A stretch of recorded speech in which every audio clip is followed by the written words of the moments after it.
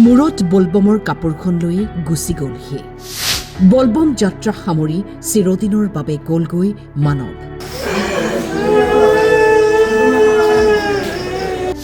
মৰিগাঁৱৰ মালপোতাত ঘটিল শোকাবহ দুৰ্ঘটনা মানৱ আৰু দাদুলে চাইকেলেৰে জাগিৰোডৰ নিজৰা পাৰৰ পৰা বলবম যাত্ৰা কৰি মৰিগাঁও অভিমুখে আহি আছিল কিন্তু মানৱৰ মৃত্যু যেন উভতনি পথতেই লিখা আছিল পুৱা প্ৰায় 4:30 মান বজাত এখন ট্ৰাকে দুই বন্ধুকে পিছফালৰ পৰা খুন্দা মৰাত থিতাতেই মৃত্যু হয় মানৱৰ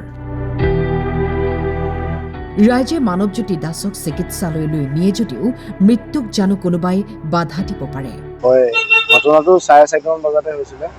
আমি ভলিবম গৈছিলোঁ আহি আছিলোঁ আহি পেলাই দেখা পাইছোঁ যে গাড়ীখনে ইয়াত এক্সিডেণ্ট কৰিছে আহি পেলাই দেখিছোঁ ল'ৰা এজন গাড়ীখনৰ চাকাটো তলতে পৰি আছে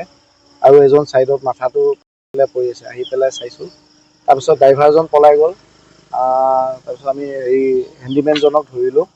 ধৰাৰ পিছত ল'ৰাটো পৰি থকা ল'ৰাটো ইয়াতে চাগে তেওঁলোকে হেৰি ভলিবম গৈছিলে নিজৰা পাৰ্কৰ পৰা আহি আছিলে ঘৰলৈ আহি থাকোঁতে হৈছে আৰু এই গাড়ীখনো তাতে গৈছিলে এক্সট্ৰা গৈছিলে গাড়ীখন আহি থাকোঁতে এইখিনিতে খুন্দা মাৰিছে পিছফালৰ পৰা আহি পেলাই খুন্দা মাৰি দিছে ল'ৰাকেইজনে চাইকেল লৈ আহি আছিলে ঘৰটো আপোনাৰ নভেটি শিৱ মন্দিৰটোৰ ওচৰতে গম পাইছোঁ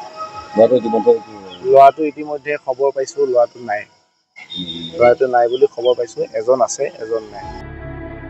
মইৰাবাৰীৰ পৰা মুছাহিদুল হকৰ ৰিপৰ্ট টাইম 8